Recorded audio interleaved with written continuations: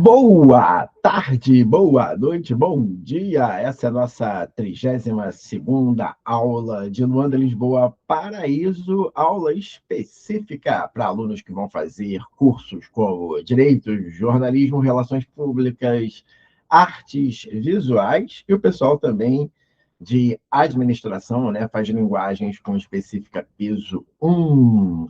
Sejam todos muito bem-vindos, né?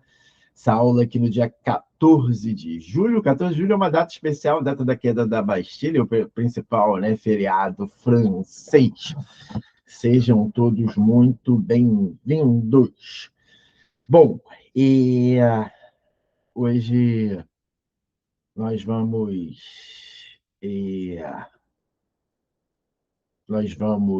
acertar aqui os nosso programa, né? Ficaram 3 exercícios para corrigir da aula 31, né? Do nosso simulado número 8. Né? Hoje eu vou apresentar o simulado número 9 e vamos avaliar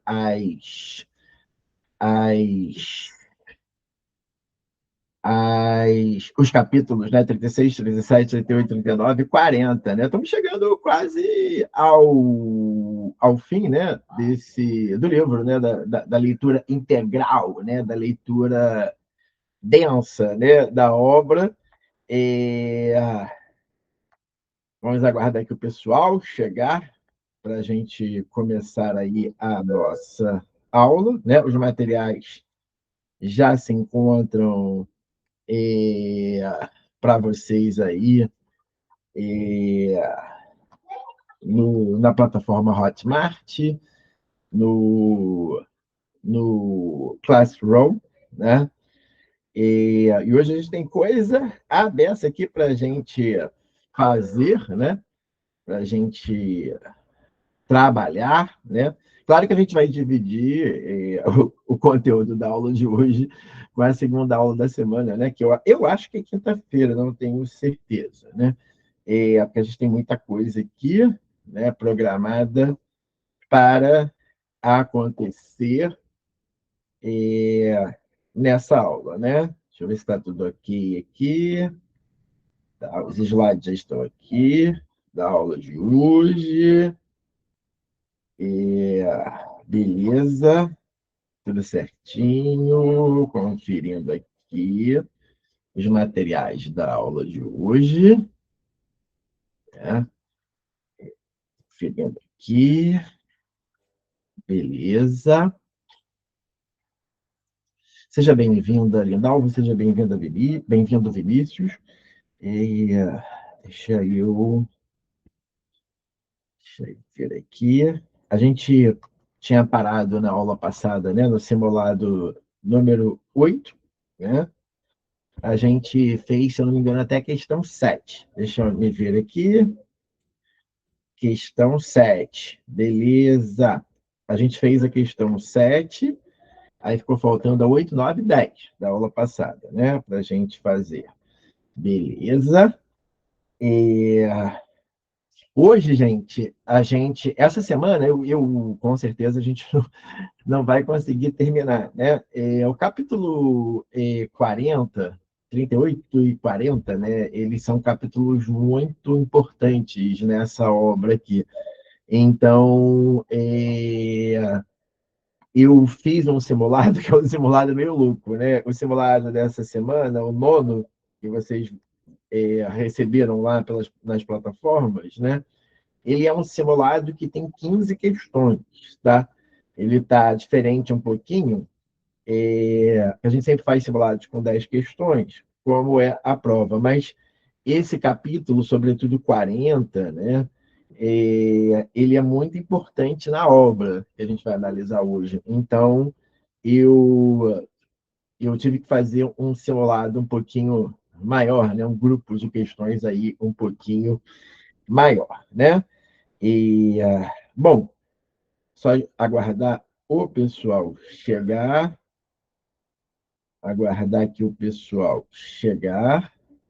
né? Para a gente começar aí a nossa saga aí em Luanda, Lisboa, Paraíso. Tomar só uma aguinha. Acabou o jogo da semifinal da Copa, gente?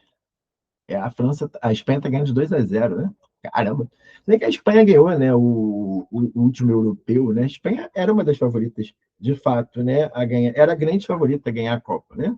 Então, não é nada de novo no front, né? Nada de novo aí no front, né? E aí, Lindalva, tá curtindo lá o aplicativo de biologia? Tá, tem gostado? O material me parece muito bom, né? Professor, boa noite. Boa noite. E aí? Gente, eu tô amando. É muito conteúdo, muita coisa, e eles explicam muito bem. Eu tô assistindo o sistema endócrino, então eu acho que deve ter umas 20 aulas só de sistema endócrino. Caramba, que legal. É muito bom, agradeço muito, senhor. Excelente. Ah, que bacana, que bacana. Foi uma boa parceria, né, que a gente conseguiu, porque como eles são, né, referências para as áreas biomédicas, né, e vocês que vão fazer, o pessoal da psicologia que faz história específica, né, com biologia específica, né, é bacana, né, a gente ter essas parcerias, né, porque estimula, né? Tira a gente do lugar comum, né? E amplia os conhecimentos. Eles sempre renovam lá os simulados, é bacana de fazer, né? Eu gostei muito da plataforma deles, né? É muito bacana, né? E a gente está contribuindo também para a plataforma de linguagens e de história deles, né? Inclusive, esse, esse material de história específica, né, essa apostila de história específica, né, que eu encaminhei para vocês hoje, a gente faz uma análise aqui na apostila, né, das últimas 5 provas, né, as principais questões moduladas, né, o módulo século XVI, século XVII, século XVIII, né, colocamos aí colocamos aí o nosso século a século, né, o documento que é bem interessante, né? E eu coloquei aí as últimas 5 provas, né? Que a gente está corrigindo aquele projeto de sábado, né? De história. Então ficou uma apostila também muito legal, né? Com os dados, quais são as questões mais recorrentes em história, né? Enfim. Vou fazer isso para linguagens também, né? Analisando as últimas 5 provas, né? Quais são os assuntos mais recorrentes, né? E tudo mais, né? Ah, que bom que você tem gostado, né, Dalva? É isso mesmo, tem que cair dentro. Então vamos lá, gente. Vamos começando, né? Já deu 18 horas.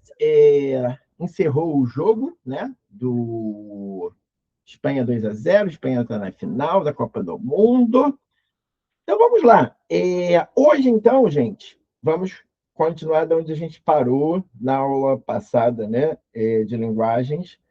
A gente ficou faltando fazer as questões, né, 8, 9, 10 do simulado passado, que é o simulado 8, né? Para a gente iniciar a leitura né, a discussão sobre os capítulos 16, 17, 18, 19, 40. O livro tem 55 capítulos, né? Então, se a gente trabalhar 5 capítulos por semana, provavelmente em agosto a gente já fez a leitura integral, né, inteira do livro, que é para a gente se dedicar somente ao edital, né? A primeira coisa que a gente vai fazer é a análise sintática, classes gramaticais, né? Nós vamos estudar o edital ponto a ponto. Então vamos lá. Questão 8. As feras, as férias, perdão, perdão, as férias duraram 2 meses, mas Justina tinha experimentado a liberdade de estar num lugar onde ninguém a conhecia. Capítulo 32, né? No trecho acima, a conjunção coordenada estabelece uma oposição na superfície do texto, né? Então, ó, qual é a conjunção coordenada, né? A conjunção mas aqui, né? É uma conjunção coordenada que tem um sentido de adversidade, né? Mas, sem ir, sempre o sentido é adversidade, né? Mas, porém, todavia. Então, ó, indique a relação semântica introduzida pelo conectivo, mas no período. Em seguida, tendo em vista a trajetória de opressão vivida por Justina em sua terra natal, explique por que o anonimato absoluto em terras estrangeiras assume para ela o valor de liberdade. Então, esse indicar aqui é um comando de cauda curta, né? Que significa adversidade, oposição, né? E explique por que Justina. Lembra? A gente até falou, né, Lindalva? Eu até te perguntei, né, qual era a cidade que você veio, né, de Minas Gerais. Aí você falou que é uma cidade perto, próxima a Barbacena, né?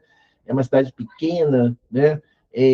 Você falou, acho que tinha 4, 6 mil pessoas, alguma coisa assim, né? E quando você chega a uma cidade grande, né, é uma metrópole, né, você acaba se sentindo um anônimo, né? E se sentir anônimo, gente, às vezes, por incrível que pareça, é bom, né? Não quer necessariamente dizer que é ruim. Por quê?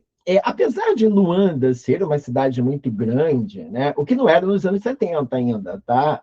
Nos anos 80, né? Mas hoje Luanda é uma das maiores cidades da África, né? Mas o que acontece? Nós, brasileiros, nós né, que fomos colonizados também pelos portugueses, os angolanos que foram colonizados pelos portugueses, né, e tal, nós somos um povo muito de vila, né? É engraçado que os portugueses fundam a ideia de vila, de vilarejo. Então, eles são muito afetivos, próximos, né? Vizinhança próxima, essa coisa de você cuidar. Ontem, por exemplo, vou só citar isso aqui para vocês. Quando eu saí, acabei de dar aula para vocês, eram 9h40, mais ou menos, né? Eu fui para casa e minha mãe estava na rua. As vizinhas da minha mãe são 3 senhores, né? Um é viúvo, com mais de 80 anos, e os dois que são do lado esquerdo da casa, do lado direito da casa da mamãe, é o seu Agnaldo com 96 e Dona Elzira com 91.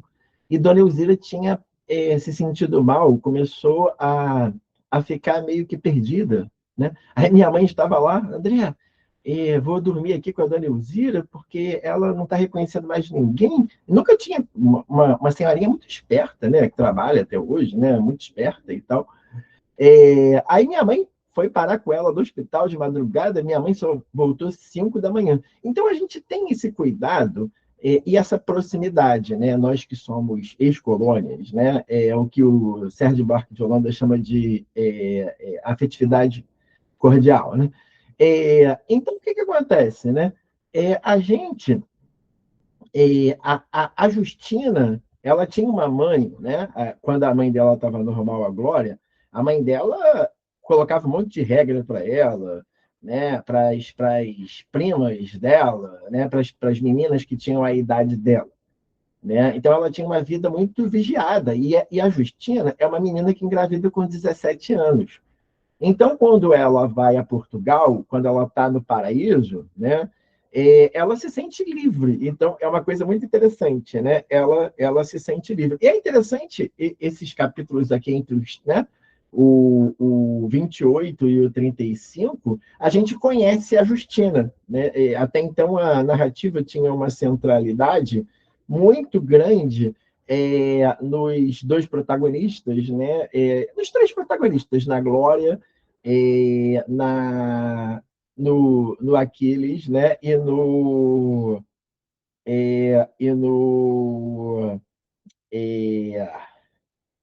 Aquiles e no próprio Cartola, né? Vamos lá. Calma aí. Não, calma aí. Eu tô no nono. Calma aí, deixa eu sair daqui. É o padrão resposta.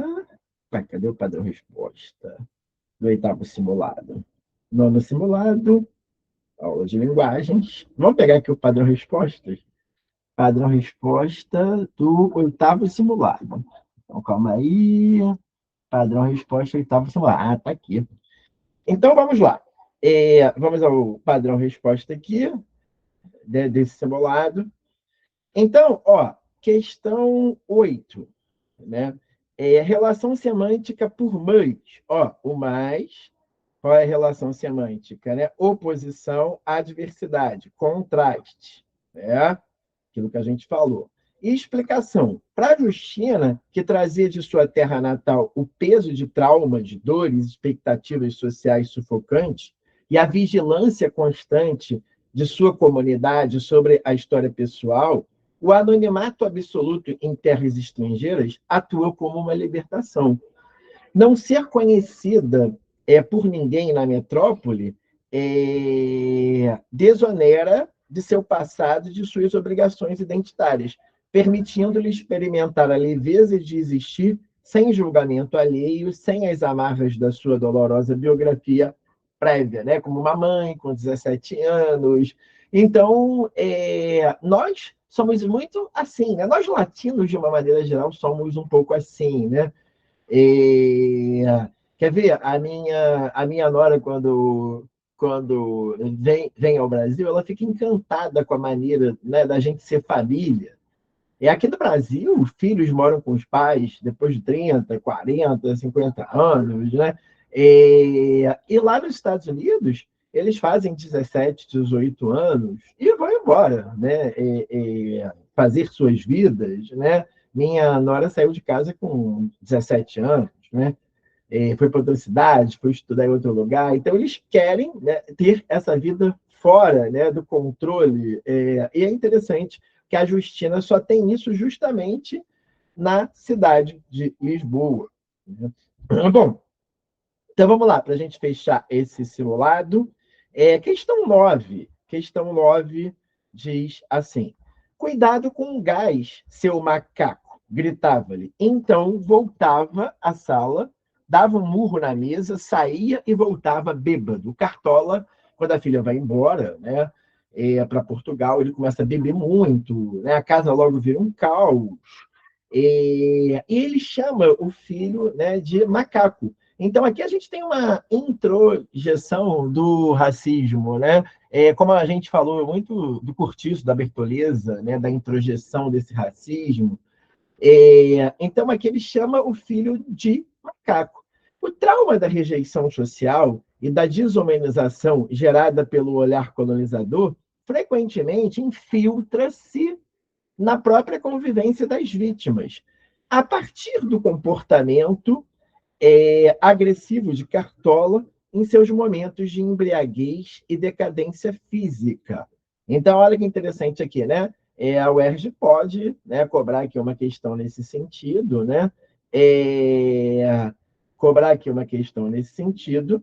Então, ó, comente como ocorre o processo de interiorização e mimetismo do insulto xenofóbico dentro do ambiente familiar, né? Então, aqui, ó, é um comando, né, que se chama comente, né? Então, é para você dissertar, né? Comentar é o mesmo que dissertar, né? Como ocorre o processo de interiorização e mimetismo do insulto xenofóbico dentro do ambiente familiar. Então, é, o Cartola, aquele Cartola amoroso, que na verdade, né, ele junta todas as economias dele para poder levar o filho para fazer a cirurgia em Portugal e tal. Ele, de tanto ser massacrado pela xenofobia, pelo preconceito racial, né, ele acaba também interiorizando isso, né, e chamando o filho de macaco, né? É... Calma aí rapidinho, gente. Opa, só um minutinho.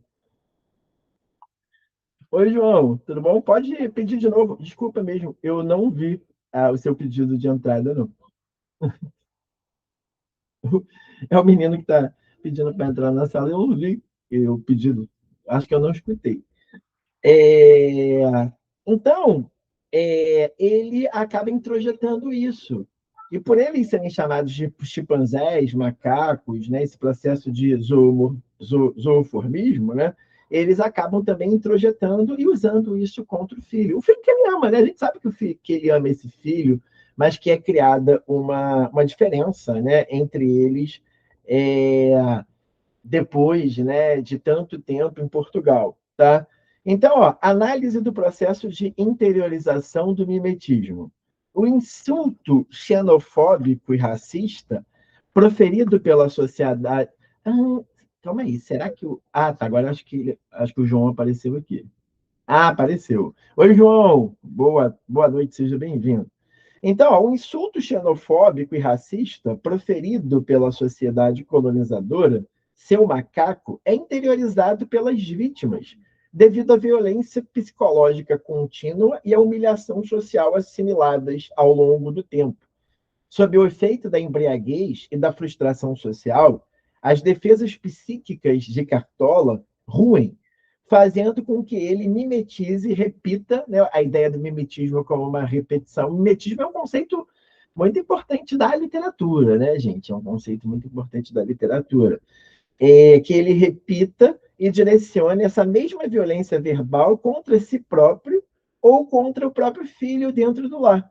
O ambiente familiar, que deveria ser um espaço de acolhimento e resistência, torna-se uma caixa de ressonância da opressão colonial, onde a vítima reproduz a linguagem do opressor como reflexo da sua própria desumanização e do auto-ódio assimilado. Né? A xenofobia ela tem o racismo, né, os determinismos, e eles têm essa característica, né, de produzirem, né, esse autopreconceito, né? E claro que o Cartola, numa situação normal, né, ele é um homem muito socializado, né, gente? Ele não vai falar isso para o filho, mas depois de uma embriaguez, né, ele absorve e desconta essa violência no filho, que ele tanto ama, né? Interessante, né? Mas que isso acontece realmente nessa situação de imigração, né? Enfim, a Rebeca colocou aqui, ó. Eu diria que ele externaliza contra o filho o sentimento de marginalização e ostracismo sofrido em Portugal. Ele sempre foi muito carinhoso com o filho. Exatamente. Gente, olha o comentário aqui da Rebeca, né? Que de fato é isso, né? Ele tem um carinho pelo filho. Poxa, ele junta todas as economias, ele vira, né? Modifica toda a vida dele, né? Para poder levar o filho para Portugal, né? Larga tudo, né? Para cuidar do filho, para ter essa vida melhora para o filho, né? E ele acaba, né? De fato, quando está ali bêbado, né? No ostracismo, gostei dessa expressão que Rebeca utilizou ali, né? No ostracismo, na situação de diáspora, né? Na situação de imigrante, ele acaba reproduzindo o próprio preconceito que ele sofre, que ele escuta, né? Que ele vivencia.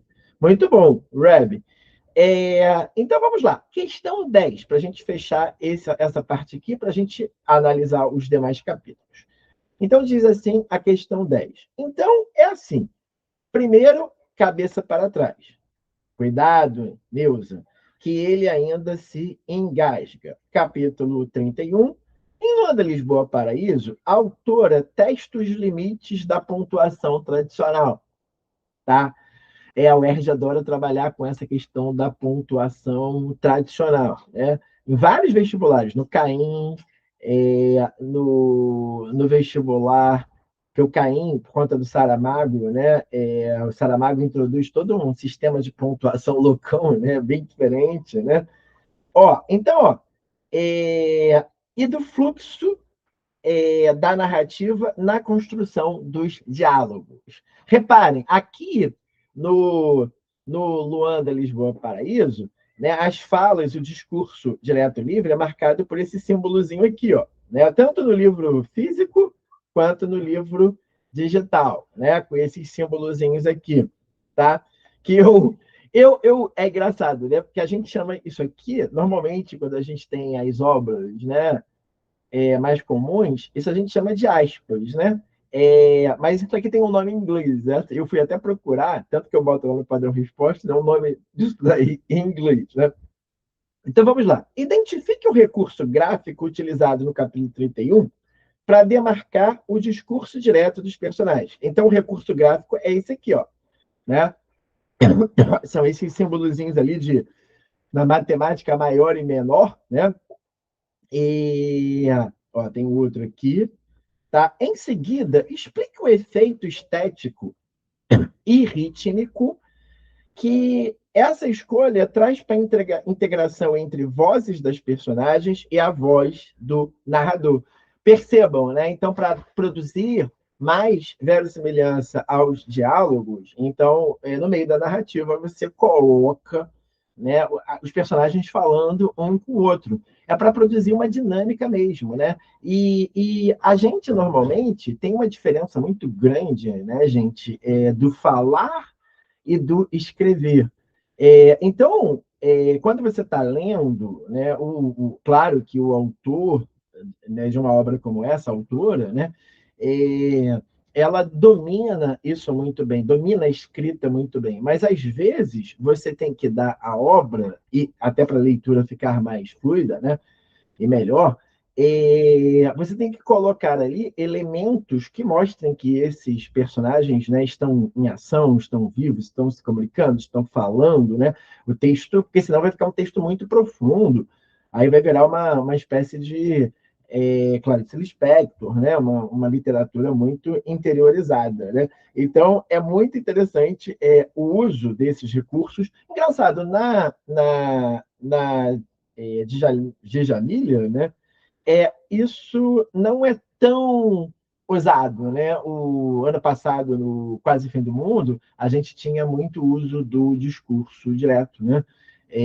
A Contravenção era um livro que tinha muito mais falas, né? Os personagens falavam muito, né? Até porque eles estavam numa situação de quase fim do mundo, né? De desespero, então eles falavam muito.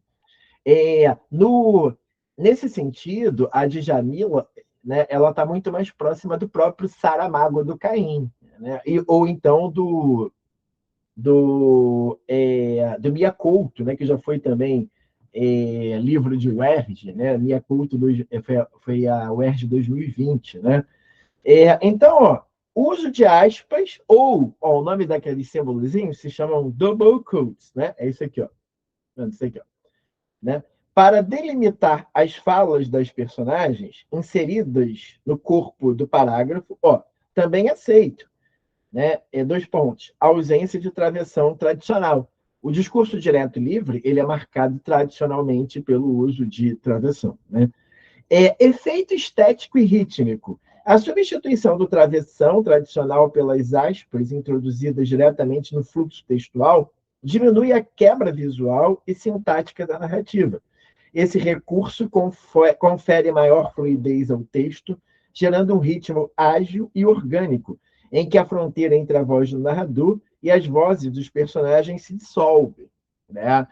É, Esteticamente, simula-se a continuidade do pensamento e da oralidade, mimetizando a sobreposição de vozes e a atmosfera da proximidade física e confusão emocional das cenas cotidianas, né? Então, ora esse narrador está dentro da cabeça daquele personagem, ora esse narrador está fazendo uma modalização, né, um comentário, ora ele está literalmente reproduzindo as falas dos personagens, né? Das personagens. E é muito interessante, né, que o criador desse jeito de escrever praticamente na língua, na tradição da língua portuguesa, é o Saramago mesmo, tá? Eu sempre digo isso, gente. O primeiro livro do Saramago que eu li, em 1999, né, que foi, eu fui ler logo o mais difícil, né, que ele ganhou, inclusive, o prêmio Nobel por esse livro, né, que é o Evangelho segundo Jesus Cristo. Gente, as primeiras 90 páginas. Eu tive que aprender como que ele escrevia para que eu pudesse entendê-lo, né? Então é muito interessante isso, né? A Rebeca coloca aqui, apesar de que o Quase Fim do Mundo tinha muito discurso indireto livre também, e isso, sim, eu tinha pesadelos com aquilo. Porque o narrador também. E o narrador, lembra disso, Rebeca? O narrador, por horas, né, ali, sobretudo no final do livro, né, na segunda parte do livro, o narrador ele era uma espécie de personagem também, né? O narrador era uma espécie de personagem também. Tinha momentos ali que claramente o narrador era um narrador personagem. Né?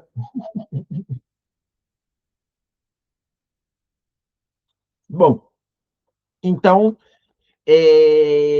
terminamos aqui, tá? O simulado número 9. Vamos para a aula, então, de hoje. Estou com um monte de arquivo aberto aqui. Ó. Deixa eu, né,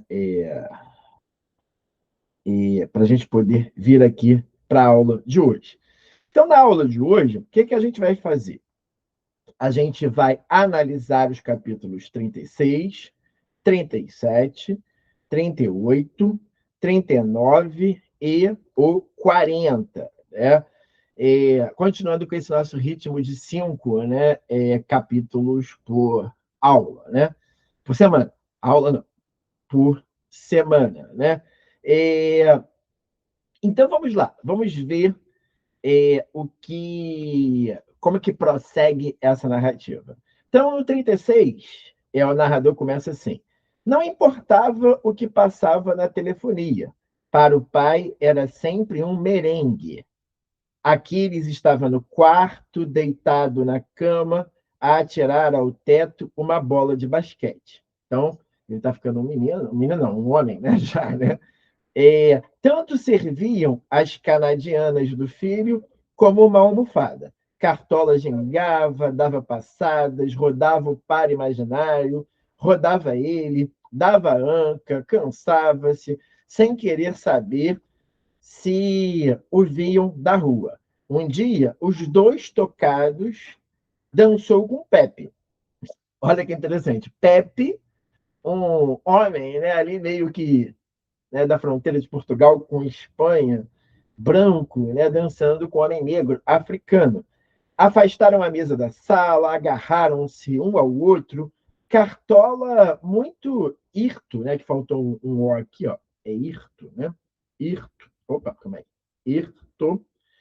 E gracioso como um dançarino de salão. Pepe, no gozo, primeiro a imitar um bailarino de flamenco, mas logo compenetrado em manter o equilíbrio. A sobriedade que lhes restava foi toda para o cuidado que tinham em que suas caras não se tocassem, apesar de estarem de mão dadas. Aquele, sentado a um canto, não parava de rir. Aí olha o discurso direto aqui, né? Esses mais velhos estão como podres.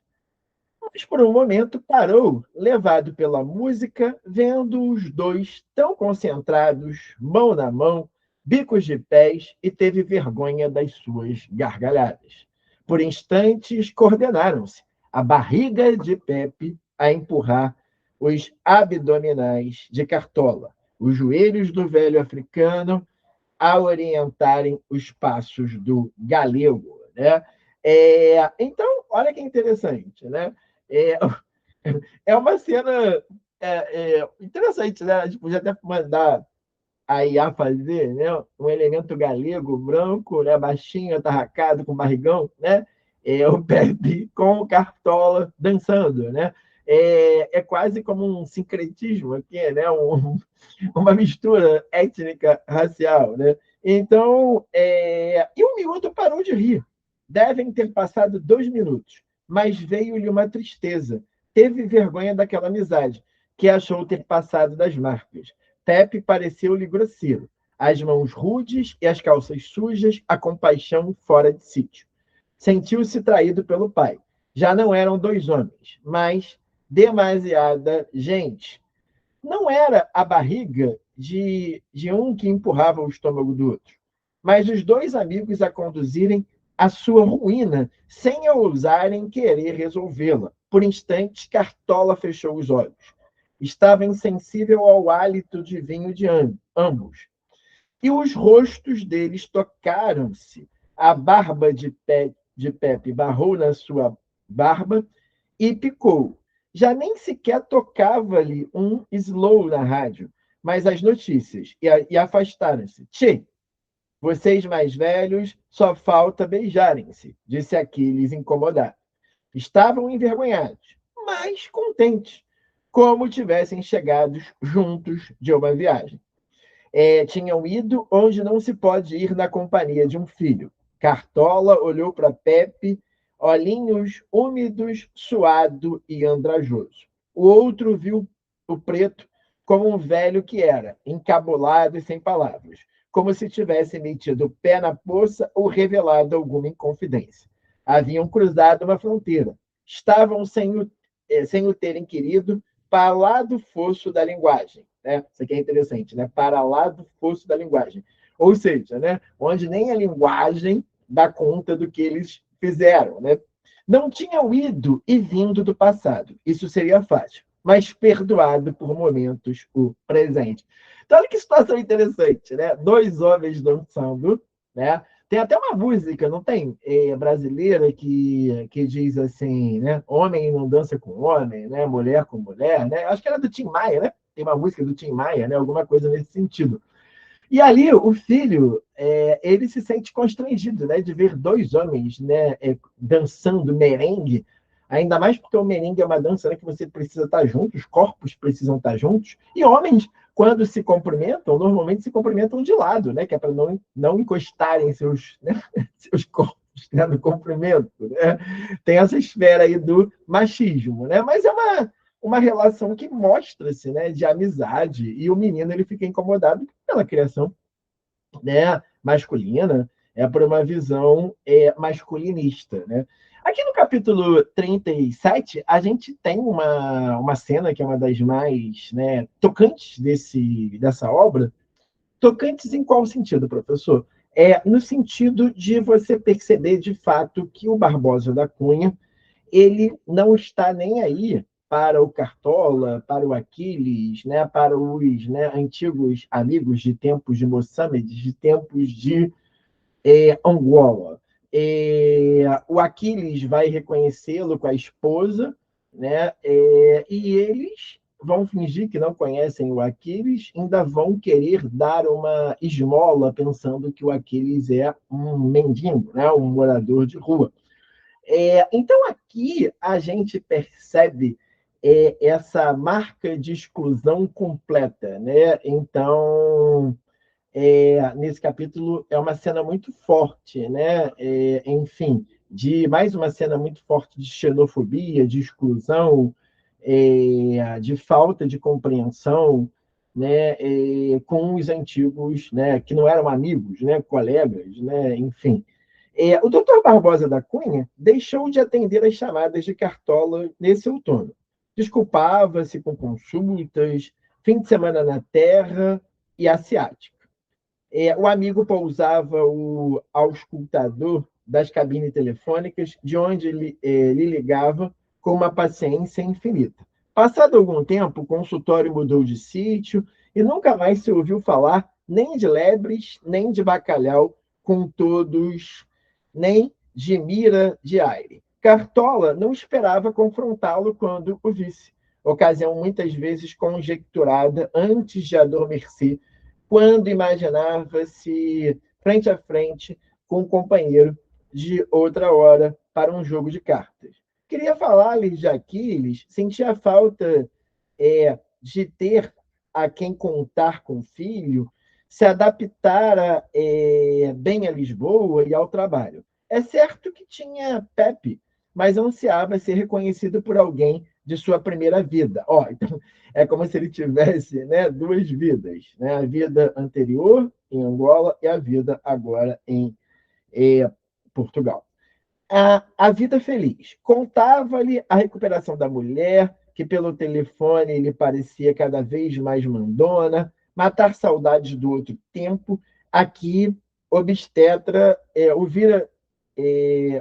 virava costas como se não tivesse sido tão doce como Cartola o lembrava à beira do sono, levando à boca uma colher de goiabada imaginária. Teria Barbosa da Cunha vergonha de ser visto ao seu lado na rua? Olha os pensamentos aqui, né? A gente está entrando aqui na cabeça do Cartola, né? O discurso indireto livre aqui, né? Ele não se sentia menos homens por vestir à sua frente camisas puídas, coletes de malhas ratados, meias que cerzia depois do jantar, como um pescador remenda redes. A dança fúnebre dos jantares de Moçambique cheirava-lhe à distância o arrependimento e não a doce de coco e cigarrilhas. A amizade parecia-lhe uma dessas balanças de talho viciadas, mas não se mostrava disposto a juízos. Também ele tinha, afinal, vergonha de andar consigo pela rua. Ele mesmo, ó, olha a introjeção de novo aqui, né, do preconceito. Né? Ele mesmo tem vergonha de andar com ele mesmo na rua. Então, aí, mais uma vez, como o preconceito, né, ele adentra o imigrante, né? Agarrado a um saco de plástico. Até dele se apoderara a náusea de acompanhar Aquiles, atrelado a um pé ligado aos dedos de fora, de unhas compridas, escuras demais para uma calçada tão branca. Bebera tanta vez para esquecer que o arrastara como uma gargantilha de ferro ao pescoço. Né? A vida que o obstetra fazia nos feriados, meses, anos em que não se viam, era que fazia a sua alma envergonhada por carregar às costas quem era. Sabendo Barbosa da Cunha ocupado, sonhava, esquivava-se para fora do seu corpo por uma reserva de caça. Partia de Lisboa para patuscadas em lagares, dava volta ao país aliviado do cheiro que lhe vinha do meio das pernas quando se sentava ao autocarro, protegido do hálito que lhe saía da boca e a cárie e a zurrapa. Né? A distância do amigo fazia-o sentir-se enjeitado, mais gato. Né? Então, ele quando está indo, pega o ônibus, né, para ir para o trabalho, né, ele fica pensando, lembrando daquele passado, né, para esquecer que a roupa dele cheira a mijo, né, e tudo isso. Aquiles não contou ao pai que viu o doutor Barbosa da Cunha nos restauradores. Essa cena aqui é interessantíssima, né? Sentado numa esplanada com uma senhora. Ela trazia uma blusa de laçada de seda lilás, um casaco de veludo cotelê, os tornozelos gordos em meias de descanso enfiadas à força nos meios saltos fora de moda. O rapaz aproximou-se da mesa e cumprimentou o doutor. Não tenho trocos. Desculpe lá. Doutor Barbosa da Cunha, sou eu, Aquiles, filho do doutor Cartola de Souza, de Moçambique. Desculpe, homem. Já disse que não tenho nada. Ponha-se a andar, se faz favor. E a senhora, incomodada com um pedinte educado, abriu a carteira das moedas, estendeu-lhe, sem querer, um botão de madrepérola que Aquiles, com desdém, deitou para uma fonte ao passar pelo Rocio, né? Pelo Rocio, né? Olha que cena dura essa daqui, né? E o doutor Barbosa da Cunha finge que não conhece ele. Eu cometi um erro, tá, gente? Eu falei que essa era a esposa dele, né? Mas era só uma mulher. Aqui a narrativa não diz que é a esposa dele, não, tá?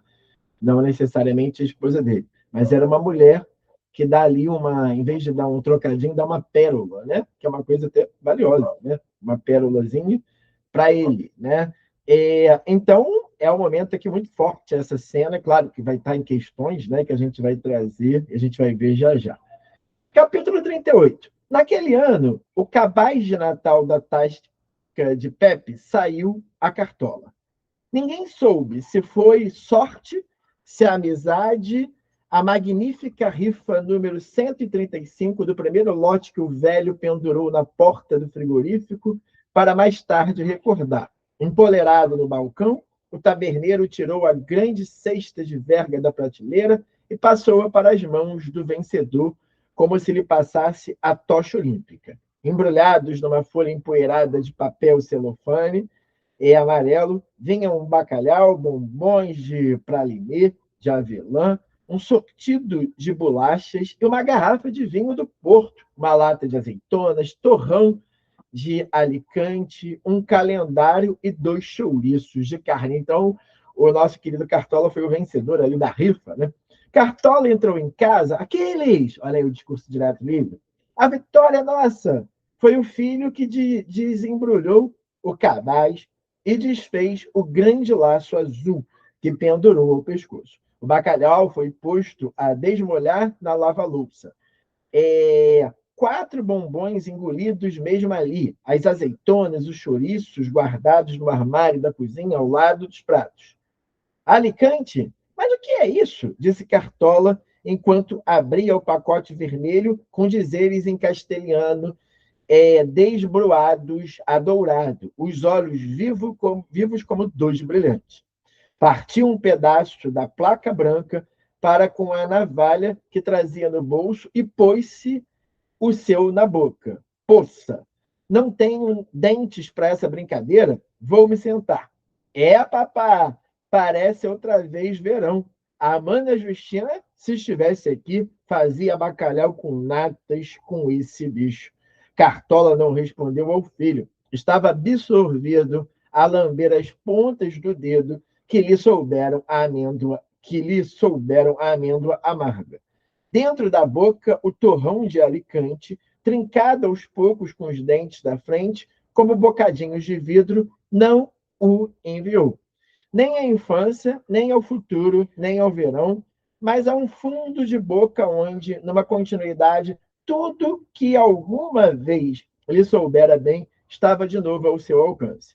Não era a memória que o engolia, mas um elo tangível, a coisa nunca vistas, embora as sentisse próximas. Eram os seus desejos que dançavam à sua frente, às vezes mascarados de cobiça, outros de inveja, o prazer não alcançado apenas entrevisto. Aquilo que tinha sonhado poder oferecer à mulher e aos filhos. O barco que gostava de ter conseguido comprar. A viagem de mota que gostava de ter feito com Aquiles. As aulas que sonhava ter conseguido continuar a pagar-lhe. Tivesse filho querido, continuar a fazer o curso. Também as noites com uma mulher que não tinha nenhuma desde que Glória adoecera. Os netos e o que sonhava ensinar-lhes. Uma mesa, uma janela para fazer rabiscos, a secretária. A viola que gostava de ter aprendido a tocar. E um serão à volta de uma fogueira a cantar com os amigos. Tanta coisa que se engasgou com um torrão e acordou da viagem ao dar com o filho a comer azeitonas na lata. Feliz Natal, mestre Aquiles. Está quase em Lisboa, a nossa caravela, né? O filho brinca com ele, né? Eles estão no paraíso, né? Quase Lisboa, né?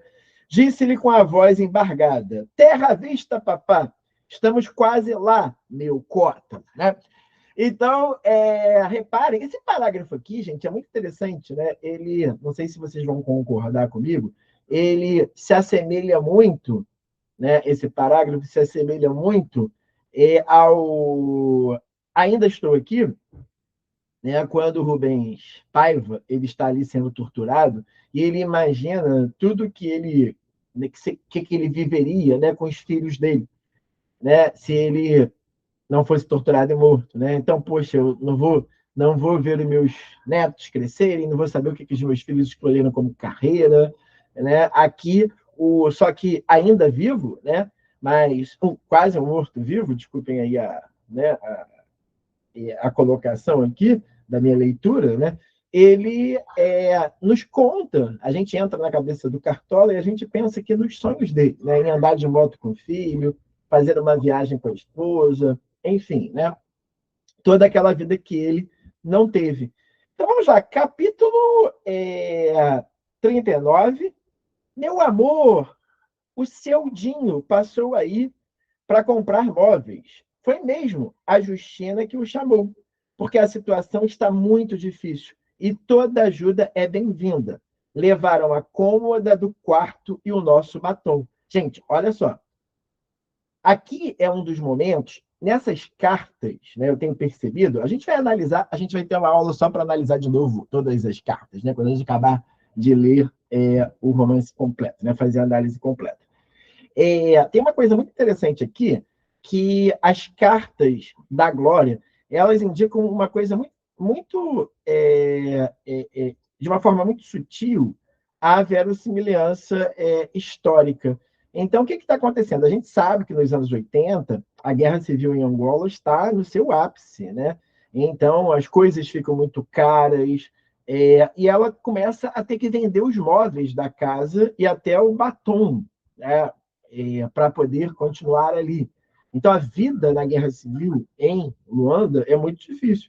Agora não vai mais dar para aqueles nossos beijinhos que eu costumava dar, mesmo aí sozinha, sentada na cama. Então, ela não consegue nem mais enviar uma carta, né, com aqueles beijinhos que ela manda, né, de forma carinhosa. Olá, tudo bem, Yasmin? Seja bem-vinda. Então, ó, os meus lábios já não são bonitos, nem gosto de me ver ao espelho.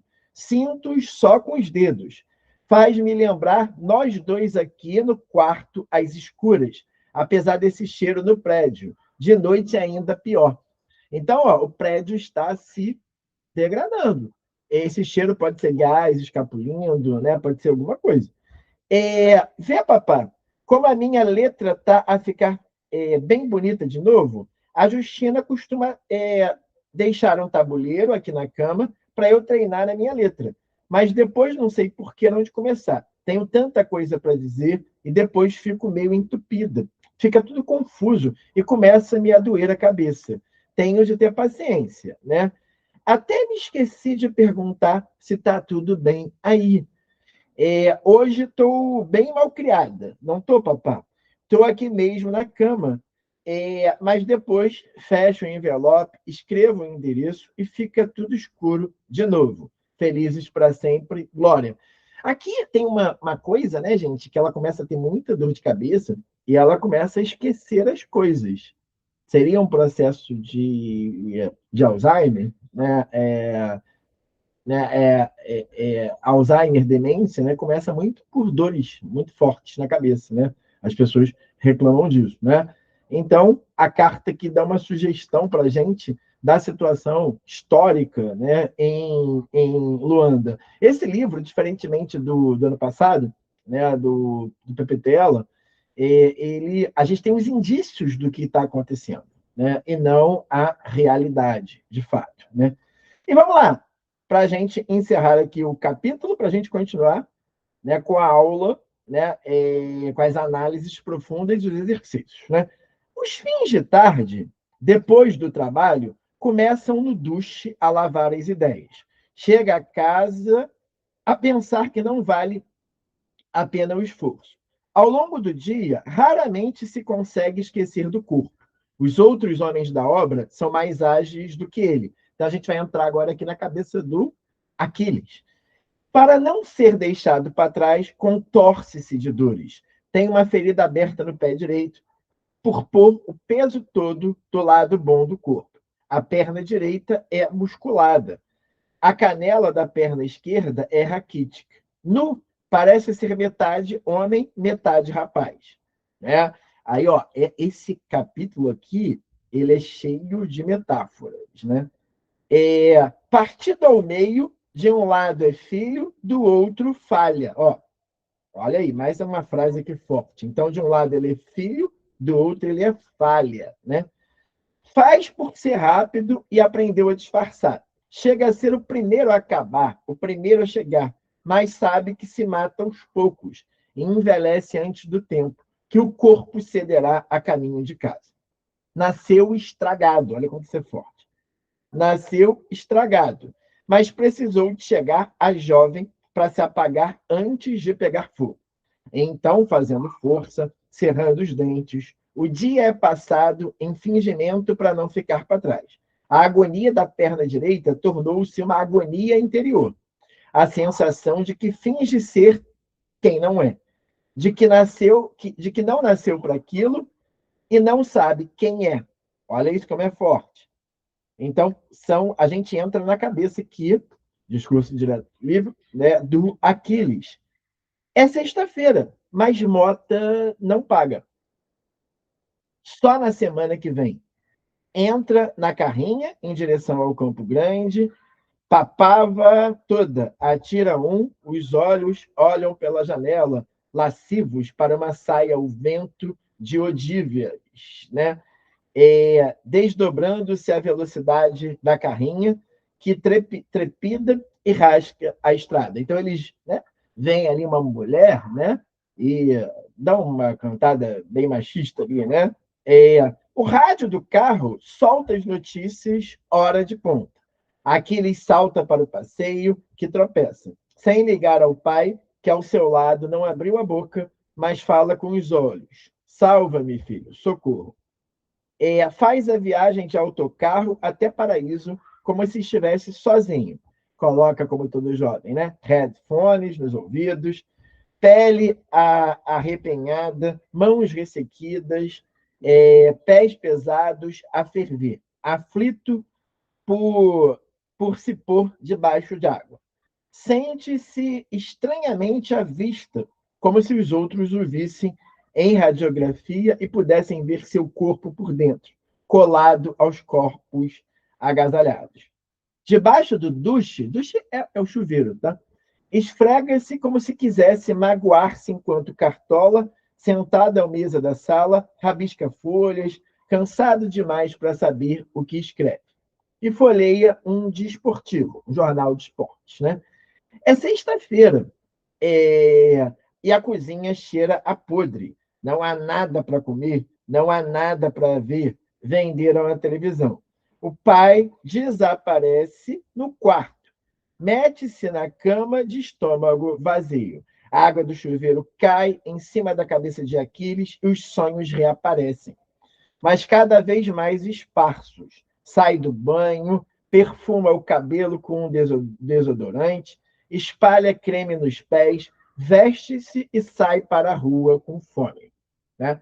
Então, agora é interessante, gente, que ele vai passear em Lisboa e a gente vai perceber a relação dele com a cidade. Isso aqui é muito forte, gente. Esse capítulo aqui tem tudo para ter alguma questão nessa prova, né? No Rocio, as pessoas ainda voltam a casa. Aquiles passeia como se tivesse fugido de casa, como se tivesse deixado o pai para trás. A barriga colada às costas é a única recordação que tem de Cartola quando está no centro da cidade. Estão unidos pela fome. Aí começam aqui vários jogos de linguagens e de simbolismos. Lisboa ganhou um nome e uma forma. Fez-se Lisboa para ele. Então, agora a gente vai ver qual é a sensação do Aquiles em Lisboa, né? Agora, o crepúsculo, à noite, a forma esbate-se e a cidade é um gás irrespirável. Anda por ela como um cão manco. Olha aqui a figura de linguagem, né? Símile comparação, como um cão manco a farejar, como um príncipe dos cães vadios, né? Então, duas símiles aqui, duas comparações. Aquiles vai invencível na solidão, enche o peito de ar, inspira contra o vento, resiste, sente-se limpo, cheira o perfume que pôs no cabelo. O vento entra-lhe pelo nariz. Ele pode tudo, quer tudo, consegue tudo. É o homem que se encontrou sozinho em Lisboa. É o homem que se encontrou sozinho em Lisboa. E logo afrouxa à medida em que as ruas esvaziam com o mesmo cão, como o mesmo cão sem esperança de que alguém o leve para casa. Vai de gigante a formiga, no tempo que leva a descer uma travessa. Então, ó, ele está ali otimista e, de repente, ele vai ficar pessimista. Do outro lado das cortinas, olha que forte isso, gente. Olha isso aqui. Do outro lado das cortinas, nas janelas que vê da rua, famílias jantam dentro de casa, televisões ressonam em salas quentes, velhos amarelos contemplam a avenida com os olhos mortos. Ó, o Rocio, né, é um bairro como se fosse Ipanema, Leblon, né, Lagoa. Então ele está vendo aquelas famílias comendo, e ele com fome, andando pela cidade. Numa consola, ao fundo, repousam fotografias. A cidade morreu e ele é o último homem vivo. Olha isso, gente. A cidade morreu e ele é o último homem vivo. Então ele está sozinho naquela cidade fria, enquanto as pessoas estão dentro de suas, né, casas, né, com suas famílias. Não tem pressa de voltar a casa. Para o pijama úmido, a cheirar a bafo, para ressonar do pai. Por isso, quando a lua reflete no tejo, numa folha de prata. Aquiles crava um cigarro e continua como um sem terra. De noite, perde o medo. É da cor da cidade. Ó, isso aqui é importantíssimo. É da cor da cidade. Caminha sem o fardo de ser visto. Ninguém dá por ele. Ó, a mesma sensação da menina, da Justina, que é uma anônima em Portugal. Então, como ele é preto da cor da noite, negro da cor da noite, ninguém dá por ele. Tem a cor dos pombos. Gente, quem aí tiver parente português, né? Meus avós, né? Eu tive dois, né? Uma avó, né? E um dos meus avós, né? Portugueses. O pombo, é muito engraçada a relação que eles têm com o pombo. Tem português, o meu avô falecido, ele tinha um pombo, ele criava uma pomba em casa. Só que o pombo é como se fosse, dentre as aves, o cachorro vira-lata, o caramelo, né? Então, ter a cor dos pombos, dos vagabundos, dos gatos, das putas do cais do Sodré, cuja cara não distingue, vendo-se de passagem. Então, quando a gente olha pombo, gato na rua, lembra do grande massacre dos gatos, nossa aula de história, né?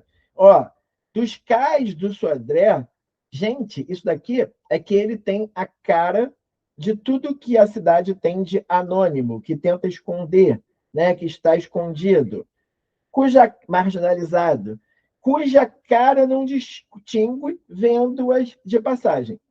Os seus cabelos caju lambidos, os lábios gastos, da cor dos táxis estacionados, ao ouvirem relatos, da cor dos telhados, das estátuas, da cor do céu. É carne da carne das coisas. Olha como isso é forte.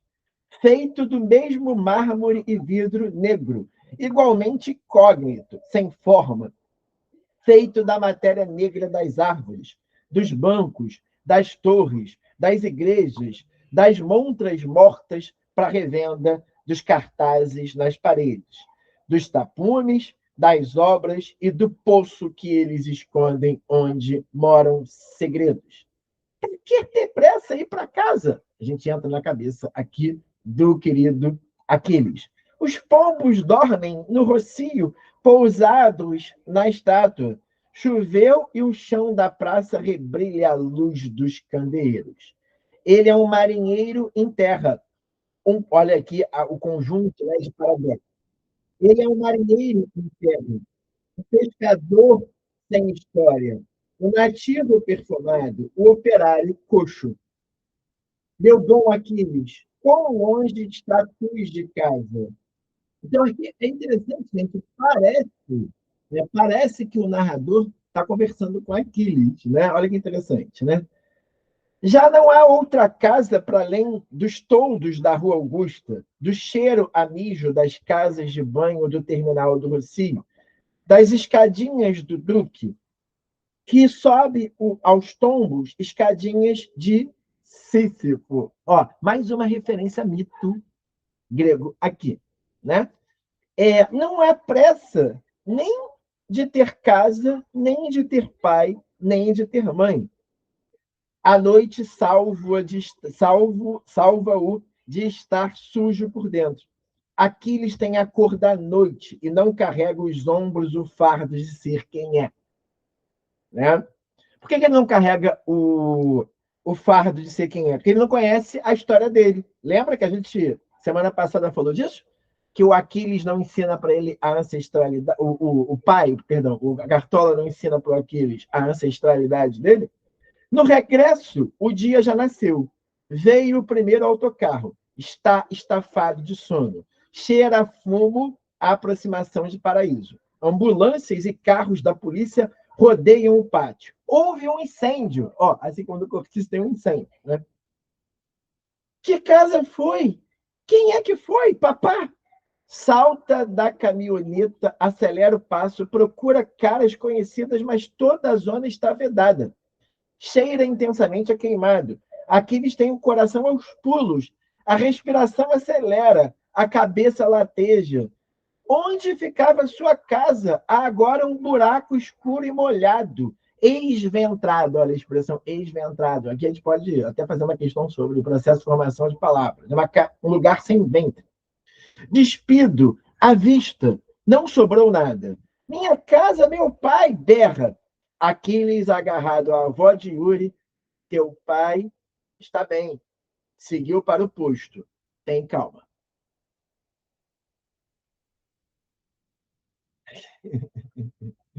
Bom, a gente chegou aqui a um dos clímax, né?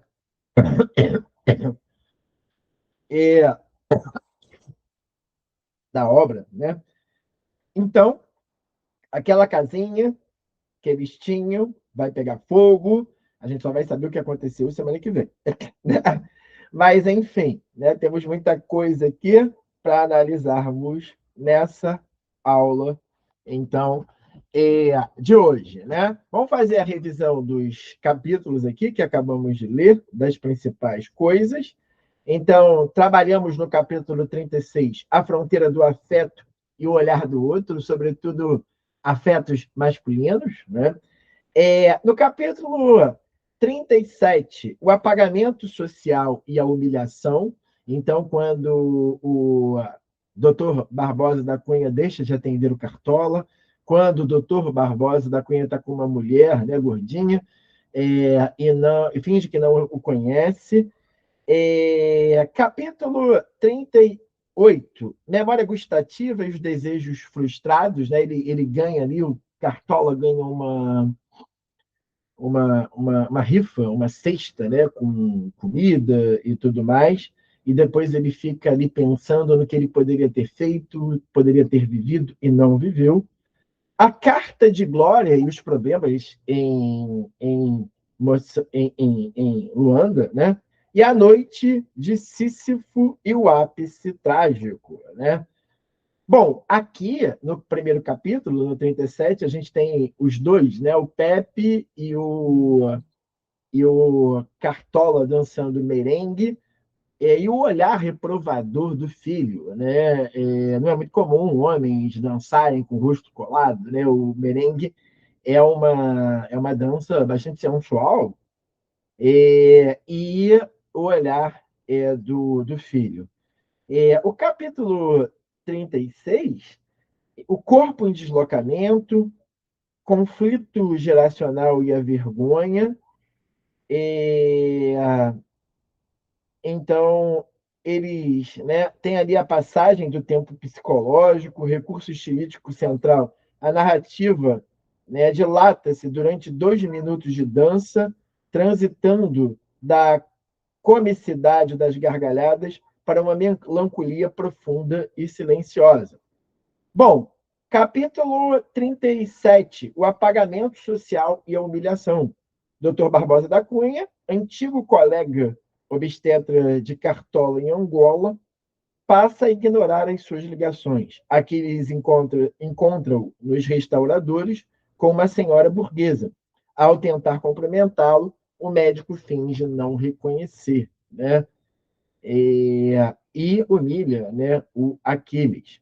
O capítulo 37, ruptura dos laços passados.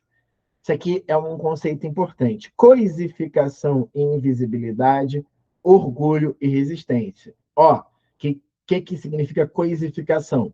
Tem uma outra palavra para isso, que é reificação. Né? Aquiles não é visto como filho de um médico, né? Mas o outro indesejado. A família de Cartola perde totalmente o estatuto humano e jurídico em solo português. Tá? Para a UERJ, aqui, a gente tem que lembrar disso. A coisificação de Aquiles ilustra o conceito de invisibilidade social, tema recorrente nas provas de língua portuguesa e literaturas. Outra coisa importante, gente, que a gente tem aí de super importante, né? É a questão de que ele fala, né, pro Barbosa da Cunha, né? Eu sou filho do doutor Cartola. Ele tenta, né, dar uma carteirada ali nele, né, para lembrar que o pai dele era ajudante dele de obstetra, né? A memória gustativa e os desejos, né? O Cartola ali, imaginando o que teria sido da vida dele quando ele está comendo aquela amêndoa, né? Espanhola específica. Bom, então, sinestesia e epifania, o gosto do torrão subverte a Madeleine de Proust. É interessante. Quem aí já leu ou já ouviu falar, né, de um livro do Proust, né, o escritor francês, chamado Em Busca do Tempo Perdido, né, em La Recherche du Temps Perdu, né, um livro muito famoso da literatura francesa, e é um livro que ele é todo com epifanias. Ele parece uma espécie de... Não, ele inaugura, né, a epifania, que é usada lá por Clarice Lispector, né? Quando a gente leu aquele conto ano passado. Gente, a gente teve ali quase que uma epifania para entender Clarice Lispector, né? E é interessante que, de fato, é o gosto da amêndoa, né, que faz ele recuar para o passado e para o futuro, né? Ir para frente e para trás e pensar em tudo que ele projetou, tudo que ele queria fazer, mas não conseguiu. A ironia trágica, né?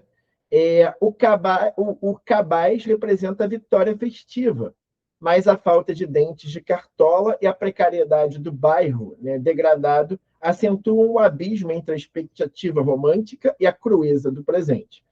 Metáfora da caravela, isso é muito bonito também. A nossa caravela evoca a expansão marítima portuguesa, com ironia histórica profunda. Para eles, a caravela é o processo tardio, doloroso e inacabado da inserção na metrópole. Os portugueses, gente, eles são os povos dos mares. Em Lisboa, no bairro de Belém, né, onde fica o Palácio Presidencial, tem um dos maiores monumentos, né, portugueses, né, que é uma caravela com vários portugueses saindo do Tejo, né? É um monumento, né? Mas ele fica saindo do Tejo, indo em direção ao Atlântico. Então, os portugueses, né, eles se consideram povo do mar, povo bravio, né, que foi ao mar, né? A carta de Glória, a fragmentação e distância, tá? A gente percebe aqui a questão da guerra, né, em Angola, tá? Ali nós temos uma polifonia, intertextualidade interna. A carta de Glória quebra a linearidade da narração em terceira pessoa, trazendo a voz direta do sofrimento que ficou em Luanda. A estrutura epistolar, né, de carta cria um segundo plano narrativo simultâneo. O batom e a perda de identidade. Então, lembra a cartinha dela cheia de batonzinhos, né? Que a gente fez uma questão, inclusive, na semana passada. Ela não tem mais batom, ela teve que vender tudo, né, para poder sobreviver à crise, né, econômica, social, a guerra, né, civil em Luanda. A distância irreparável, né? O Felizes para Sempre final é uma ironia dolorosa, né? A noite de Sísifo, vamos conhecer o mito. Gente, esse livro tem um monte de mitos, né? E mitos da cultura greco-romana, né? E europeia, né? Aquiles enfrenta a rotina massacrante na obra de construção que deforma seu corpo assimetricamente. Então, a perna boa dele, né, acaba sofrendo os efeitos da perna que é ruim. À noite, vaga sozinho por Lisboa, sentindo-se livre apenas quando se confunde com a escuridão da cidade. Ao regressar pela manhã, descobre que o cortiço em Paraíso pegou fogo. Olha aí o cortiço. Eu fiz questão de botar essa palavra aqui, cortiço, né? Que vocês estão lendo aí o cortiço. Onde ficava sua casa, há agora um buraco escuro e molhado, esventrado. Despido à vista, não sobrou nada. O corpo mutante e grotesco, né? Então, ele é um deficiente físico. O corpo do Aquiles é um corpo fundamental na própria noção da obra, na concepção estrutural da obra do Luanda Lisboa Paraíso. O Aquiles, né, que marca o nascimento do Aquiles, marca um monte de rupturas na família Cartola de Souza. Glória fica doente, né, após o nascimento do filho. Angola vai se tornar independente de Portugal, mas vai ter início na Guerra Civil. A família desmembrada, porque né, como um bom pai, retomo aqui a questão, né, o Cartola ele quer levar o filho para fazer a cirurgia, como foi prometido até os 15 anos, ele junta suas economias para ir com o filho para Portugal. A expectativa era não passar poucos meses, acabam ficando anos, né? E toda a vida dessas pessoas é rompida pelo Aquiles. Então, o corpo do Aquiles, a falha do Aquiles, é a falha da colonização, é a falha da colônia Angola, né? Essa trajetória manca de um país recém-independente, né? A cor da cidade, camuflagem e liberdade noturna. Nesse capítulo aqui, que é muito interessante, ele é associado aos gatos, às prostitutas, aos elementos da noite. O gato preto que traz o sinal do azar. Estou correto, gente? O que acontece, Yasmin, se você vira um gato preto sexta-feira 13, né? Com nem a minha gatinha aqui, que vocês já viram, né? Que é pretinha, né? O nome dela é até pretinha, né? Então, qual é a questão do gato preto? É azar, está associado, né, a azar puro. Né? O mito de Sísifo. Vamos conhecer aqui o mito de Sísifo para a gente dar uma olhadinha nas questões que a gente tem, que eu não vou conseguir fazer essa semana. Né? Vamos fazer até semana que vem, provavelmente. Né? Mais um mito nessa narrativa. A própria escolha do nome Aquiles é um mito. Já apareceram outros mitos nessa narrativa. O mito de Sísifo e a condição do imigrante. O mito. Calma aí. Eita ferro, eu já com esse computador aqui me complicando. Eita ferro. Então, a menção expressa as escadinhas do Duque. A cidade de Lisboa é cheia de escadinhas, como, por exemplo, a Lapa. Né? A gente tem na Lapa várias escadas, Santa Teresa. Escadinhas de Sísifo. Resume a condição existencial de Aquiles, como um herói grego condenado a empurrar a pedra eternamente. A jornada do jovem é um esforço diário, repetitivo e inútil contra a opressão.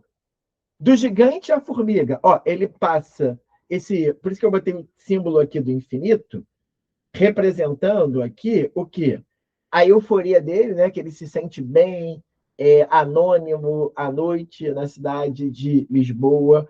Ele faz vários passeios à noite.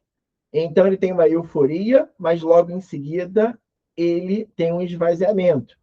É um ciclo repetitivo, o retorno ao fardo, né? Como se ele fosse voltando sempre à condição é, de imigrante, né? De Sísifo.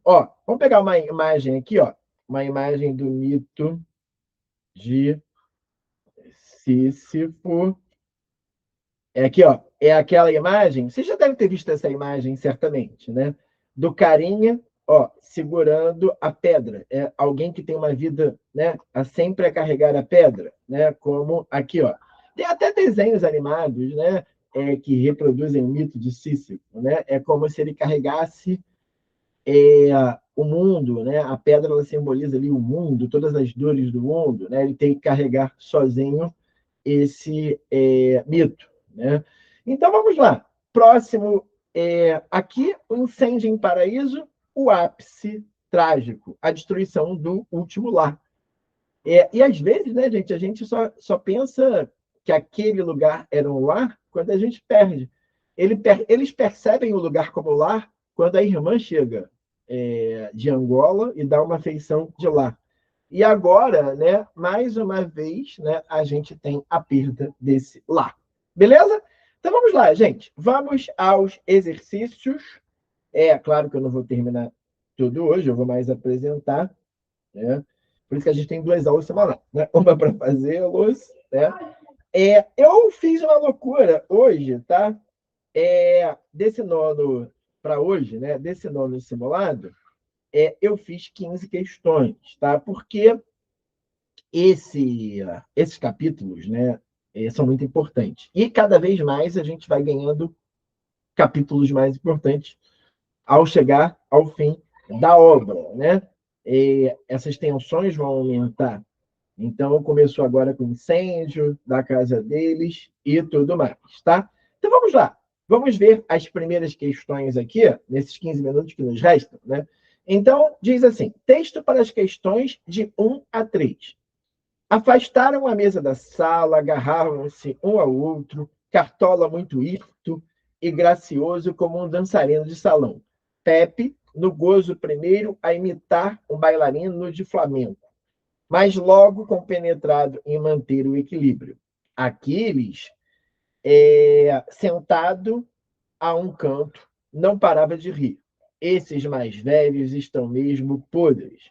Mas por um momento parou, levado pela música, vendo aos dois, tão concentrados, mão na mão, bicos de pés, e teve vergonha das suas gargalhadas. Questão 1. Vamos lá. No trecho, a reação de Aquiles, diante da dança de Cartola e Pepe, sofre uma transição emocional.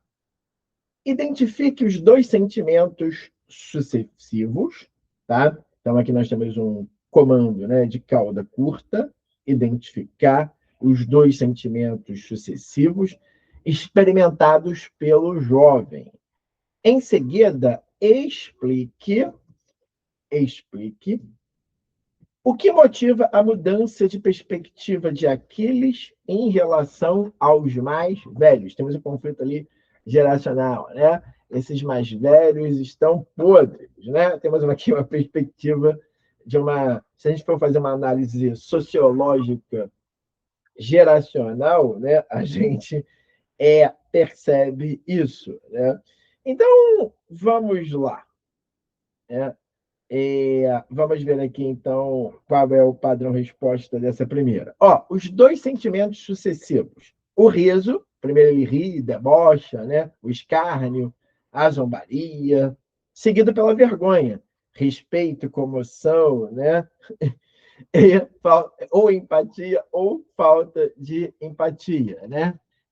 Calma aí, que a Yasmin colocou aqui, parava de rir até a gargalhada. São esses 2 sentimentos, né? Rir da gargalhada e, de repente, no outro momento, o constrangimento, né? Motivação da mudança. Aquiles é desarmado pela entrega, beleza e dignidade da dança entre Cartola e Pepe. Ao perceber a profunda conexão, concentração e cumplicidade afetiva entre os 2 homens mais velhos, ele deixa de enxergá-los como corpos decrépitos ou obsoletos, né? E passa a respeitar a humanidade e o valor daquele momento, sentindo a vergonha de seu riso inicial, né? Sabe quando... Tem vários momentos da nossa vida que acontecem isso, né? Gente, vamos agora esconder nossas máscaras sociais, né? Então, por exemplo, Quando você está sentado em algum lugar, numa praça ou dentro de uma van, e você vê uma pessoa cair. No primeiro momento, você não ri.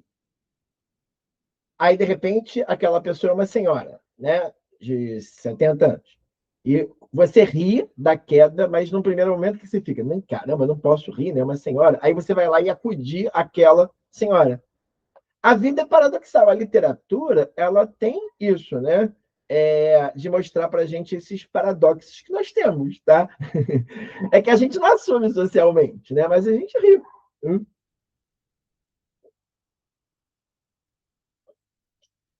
Então vamos lá. Dá tempo de a gente fazer pelo menos a 2 aí e a 3, né? E, então vamos lá. Questão 2. Esses mais velhos estão mesmo podres. No contexto da obra, o adjetivo podres, né, assume um valor que ultrapassa o sentido literal de decomposição física. Apresente o sentido figurado desse termo no contexto da vida de Cartola, né, e Pepe em Portugal.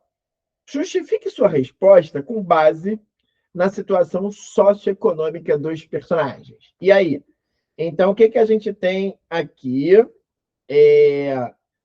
com um sentido figurado? Então, significa que os personagens estão desgastados, esgotados, trabalham muito, né? São proletários, né?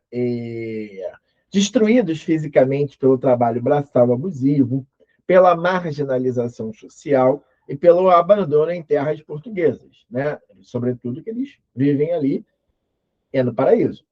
Justificativa socioeconômica. Tanto o angolano Cartola, que sofre as sequelas de uma amputação e do subemprego. Opa, calma aí. Aqui tem um erro, gente, né? Opa, Cartola não sofre amputação, não. Opa, vamos tirar isso daqui. Opa. Aqui é uma confusão com Aquiles, né? Mas vamos tirar isso daqui. Então, vamos botar assim, né? Na condição de imigrante, agora sim, tá bom. E do subemprego.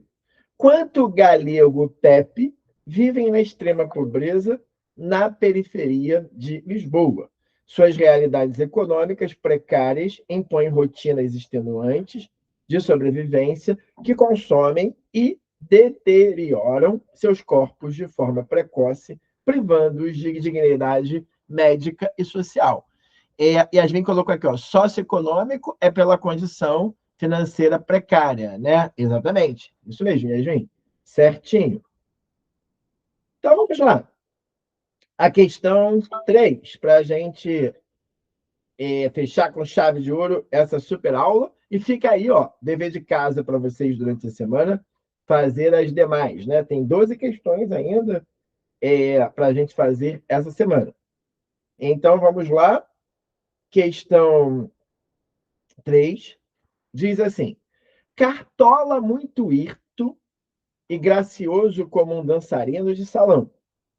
O recurso expressivo sublinhado. Opa! É, ó, faltou aqui o sublinhado. Faltou aqui o sublinhado, né? Ó, Rebeca já deu a resposta.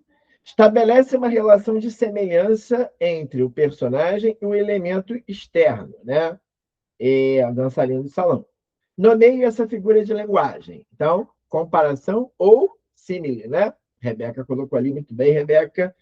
Em seguida, explique o efeito de sentido que esse recurso produz ao descrever a postura de Cartola naquele momento específico, né? Então, o Cartola gosta de dançar, né, gente? Lembra da cena dele dançando com a vassoura do trabalho, né? Daqui a pouco ele joga a vassoura, ele briga com a vassoura, né? Ele dança com a esposa, né? Ele tem esse hábito de dançar com a esposa também em Angola, né? Então, a figura de linguagem, como a Rebeca bem colocou ali, é comparação ou símile. O efeito, ó, o recurso confere elegância. O Cartola, a ideia do Cartola, né, gente? Ele está sempre com uma cartola, é dele ser uma figura elegante.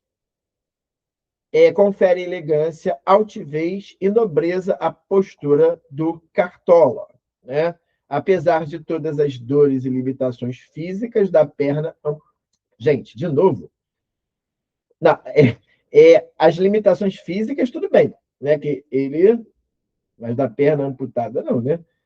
E da miséria que o cercam.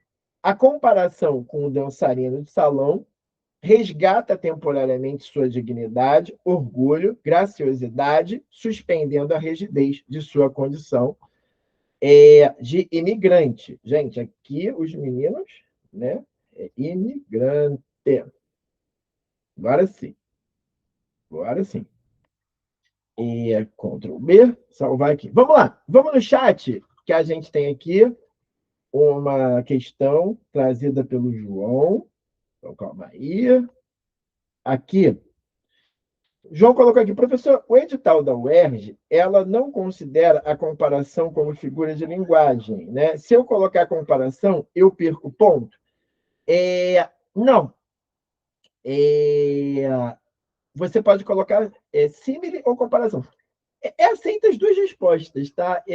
Eu já vi, inclusive, eu acho que foi ano passado, naquela palestra da UERJ, né, que teve do PPTela, teve um aluno que perguntou isso. E o próprio Bernardo, né, o professor Bernardo Clauser, né, ele respondeu que aceito comparação ou símile. Porque normalmente a gente, tecnicamente, chama essa figura de linguagem de símile, né? Que é produção de semelhança, né? Nesse sentido, tá? Mas aceito a ideia de comparação, sim. Né? Comparação é um termo mais menos técnico, né? Mas não tem nada de errado, não, tá, gente? Tá correto do ponto de vista, sim, tá? Da comparação. Bom, gente, então temos para casa o quê? Temos para casa, ó, quem quiser, gente,